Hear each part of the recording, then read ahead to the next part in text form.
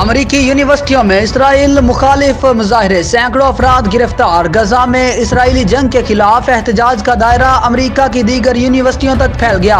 Police کی جانب سے امریکہ بھر میں سینکڑوں مظاہرین کو گرفتار کر لیا گیا۔ برطانوی نشریاتی ادارے کے مطابق بوسٹن پولیس نے بتایا کہ ایمرسن کالج میں تقریباً 108 مظاہرین کو گرفتار کیا گیا۔ اس سے قبل لاس اینجلس میں یونیورسٹی آف سدرن کیلیفورنیا میں 93 مظاہرین کو حراست میں لیا گیا تھا۔ آسٹن میں یونیورسٹی آف ٹیکساس کے کیمپس میں افراتفری کے مناظر دیکھنے میں آئے۔ سینکڑوں پولیس اہلکار گھوڑوں پر سوار ہو کر لاٹھیاں تھامے مظاہرین کو منتشر کر رہے تھے۔ مظاہرین کو کیمپس میں مارچ کرنے سے روکنے کے لیے نیشنل گارڈ تعینات کیے گئے۔